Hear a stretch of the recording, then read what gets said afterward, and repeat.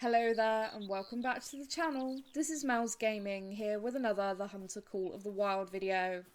Now today's video is going to be a selection of highlight clips from the past couple of days, starting off here on Hirschfelden where I found this absolutely beautiful piebald roe doe. Now unfortunately it is a doe once again. I am still looking out for a couple of rare roe deer bucks, but these guys are always nice to find. The piebald roe deer are absolutely stunning. And especially on Hirschfelden, it's just cool to find a rare amongst the fields. What a beautiful animal in a beautiful setting. And honestly, the piebald roe deer are one of my favourite piebalds in the entire game. They just look gorgeous. That patterning is absolutely beautiful. So even though it's not a buck, I will tax her to throw into a secondary trophy lodge. And maybe in the future, if we get a multi-mount that allows the use of roe deer does instead of just the huddle roe bucks, then maybe she'll get put into a future multi-mount. Now, moving on to the first of a few clips from a particular Te Awawara server. So, all of the clips that you are going to see from Te Awawara in this video are all from the same multiplayer server, which it just ended up being absolutely crazy. When I joined, the host was an incredibly low level and the map was pretty much completely unexplored. And this is one of my favourite areas to come and look for feral goats, red deer and sika deer. And when I came down here, one of the very first things I spotted was in fact a level 5 feral goat.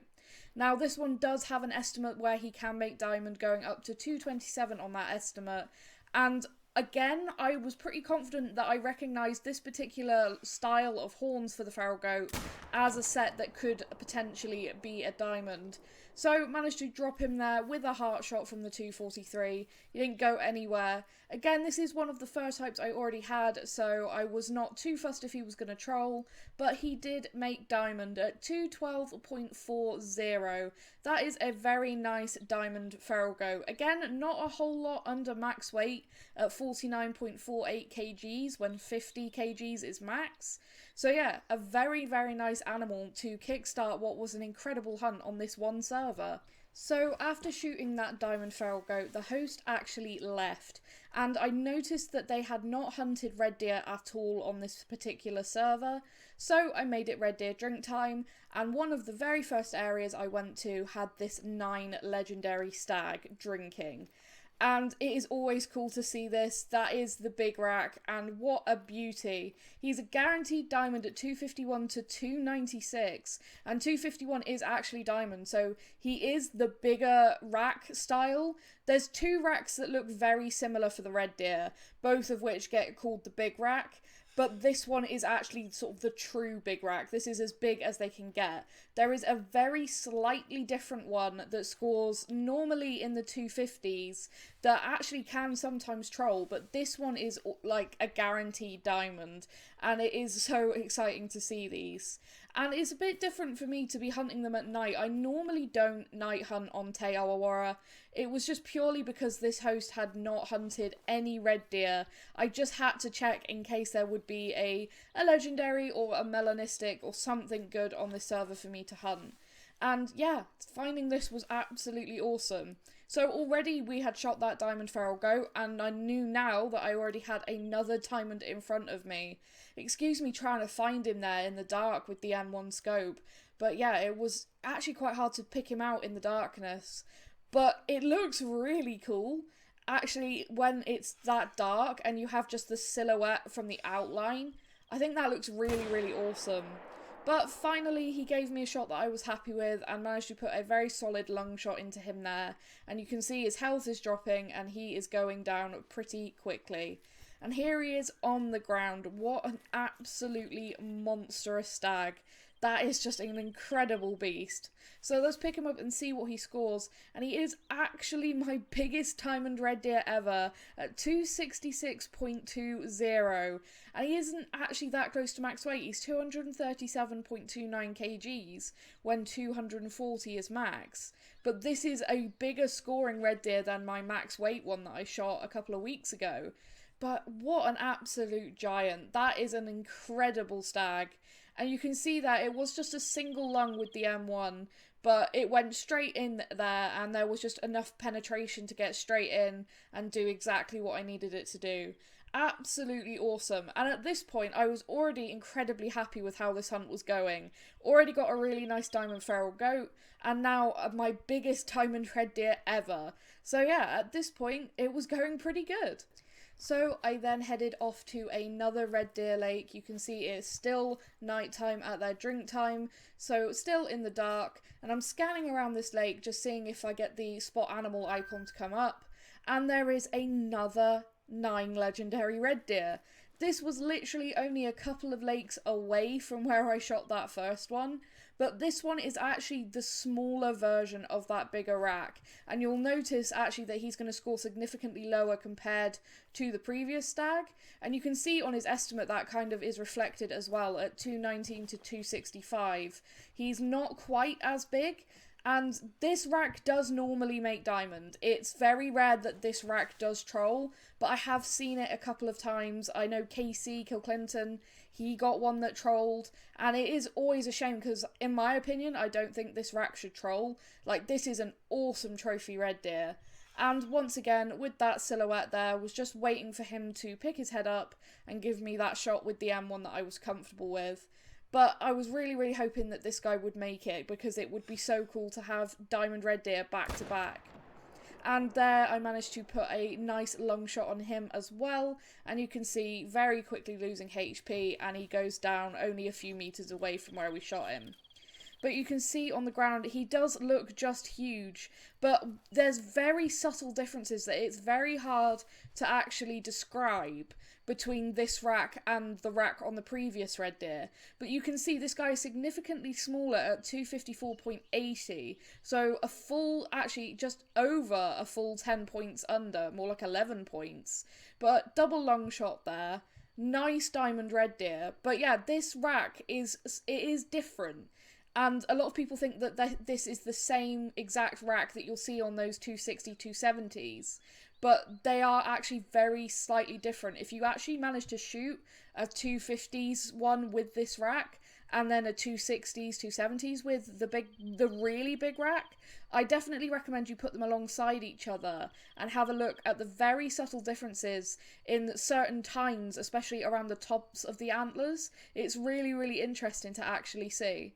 So to help illustrate that point a little bit further about the differences in the big rack styles for the red deer, here is one that scores in the 250s area, and I'm then going to ping up a picture of one that scores in the 260s, and hopefully you guys can actually see that they are, even though they are very similar, there are quite noticeable differences when you compare the two like this. So that concludes the first half of this video on Te Awawarra, and the second half is going to be on a different map completely. It's going to be on Leighton Lakes, where once again I found a very awesome multiplayer session. Very unhunted server, very low level host, and after not very long in this server I spotted this, a level 5 Roosevelt elk. Now that is the smaller rack for a level 5 Roosevelt elk, so he's not guaranteed to be a diamond, but he did look pretty good, and there's a really nice level 4 behind him as well. But just so much antler going on in this scene. But something I noticed about this particular level 5 was the fact that he had very cool looking back tines. The way that they almost curl inwards just looks really cool, and so I was really hoping that this guy would actually make diamond, because I definitely wanted to put his rack on the wall. And as he stood up there again from drinking, managed to get a shot onto him, and as you will see, he really didn't go very far before he actually fell over. So let's take a look at this rack close up on the ground. What a giant. I know that this is the smaller rack, but doesn't he just look fantastic? Honestly, those back tines, they just curl in so much. I loved it. And then when I picked him up and he made diamond at 382.40, I was so happy, because now he can go in the main trophy lodge in replacement of another small rack diamond Roosevelt elk that just doesn't look quite as unique as this one. It's a shame that this rack has such short brow tines, because they kind of look weird, those very short tines compared to the rest of the rack. But it's a very nice looking Roosevelt elk, and I was very pleased that this guy made diamond. And yeah, again, an awesome start to what was going to be a very awesome hunt. Okay, so this next clip was taken literally only a few hundred meters away from where we shot that Roosevelt elk. I literally picked up this guy's track just before I found that elk and thought I'd come back and see if I could actually find the animal after, because there was only like 2 tracks and then I couldn't find any of the jackrabbits. And when I came back, it was actually a level 3, a diamond at 6.40 and a brown fur type, which is a fur type I didn't have for the whitetail jackrabbits as a diamond. So that's going to be a different one to go into the trophy lodge, which I'm always happy to collect more fur types for the trophy lodge. It just adds a different variation and makes things look a little bit more interesting. But yeah, I couldn't believe it, because these guys, you don't see a lot of diamond whitetail jackrabbit. I've only ever shot a couple in my whole time playing the game. So I was very, very excited when I actually saw this guy and he was a level 3. I just couldn't believe that there was 2 really cool animals just so close together. It's just low level servers on multiplayer just can be so fantastic. If you go to the areas that haven't been hunted, you can find some really awesome things. And speaking of awesome things, in the very same server, came to a different area of the map that hadn't been hunted, and after not too long of looking around, I saw some decent animals, and then found this, a level 5 moose, which he actually has a wonky rack, and I am always quite keen on shooting the odd looking ones, so I was very excited when I saw this guy. And he has a very good estimate of up to 288, so I was hoping that he would actually make diamond and not troll. But yeah, it's incredible. These low level servers, they can just have so many trophies hiding on them if you look around for long enough. And always in a low level server like this, if I find a diamond or a rare, I will stick around for a long time and check around all the areas. But this guy landed really weirdly in this bush. Like, this is quite an interesting landing for such a magnificent animal to have. And I had to grab a couple of screenshots.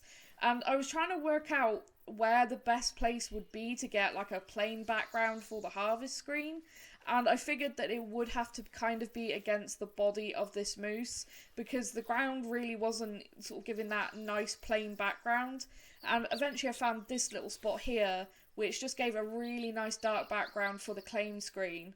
And as you can see, he did make diamond at 280, which is the biggest diamond moose I've shot in quite a while. So I was really happy to get this guy. You can see he's very wonky, with the one side having a much bigger brow than the other.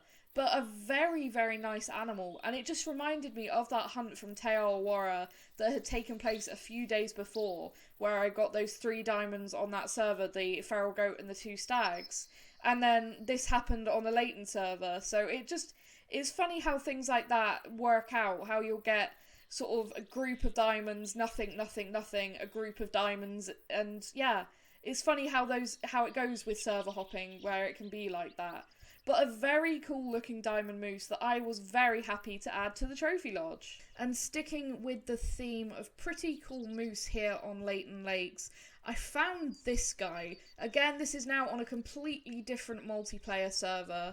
I found this max weight estimate level 4 piebald bull moose. Now, being that max weight estimate, he should be a gold as long as I make the shot. And he's pretty cool looking as well, having those uneven antlers.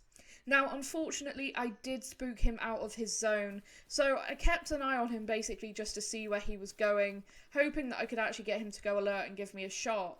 But I noticed he stopped there, and he actually stopped and started nervously feeding just inside those bushes. So I started running towards him, again hoping to get him to go alert. But he actually turned and faced me, so I managed to get a very nice heart shot on him there and just drop him in his tracks. That is a really, really awesome sight. Seeing any rare moose looks cool, but especially on a decent sized bull like this, it's awesome. And picking him up, he is a gold at 215.90 piebald bull moose. That is a really, really, really cool find. Again, the piebald moose look fantastic. They're so pretty, having the different shades of brown mixed in with the white. Really, really nice. And then you have the uneven antlers there, with the one that kind of looks underdeveloped compared to the other, but that kind of looks cool because it could happen in real life, definitely. So I was very happy with picking this guy up from, again, another multiplayer server. And finally, moving on to the last clip now, once again on Leighton Lakes, we are looking at a piebald animal. This time it is a piebald level 6 male coyote. And I actually spotted this guy, and I went to pick up his track just in case he was a rare, because he was kind of moving through brush and I couldn't really see him. And when I picked up his track and it said piebald, I was so excited. And with him being a level 6, I was hoping that he would make gold. I knew he had a chance. And I had to track him a long way before I actually managed to get that shot into him. He just did not want to give me a shot. And these guys actually look really cool when you see them up close. The piebald is a lot more noticeable. And he did make gold. A piebald gold coyote from Leighton. What an awesome trophy. And you can see that tracking distance, 3.68 kilometers before I could actually get a shot on him. Because I didn't want to take a risky shot because I was hoping he would make gold, which he did, so it was really worth it in the end. But that is going to be it for this video, guys. I hope you have enjoyed it. Thank you so much, as always, for all of your support and for watching this video. I appreciate it immensely. And yeah, I will see you guys in the next video. Thank you.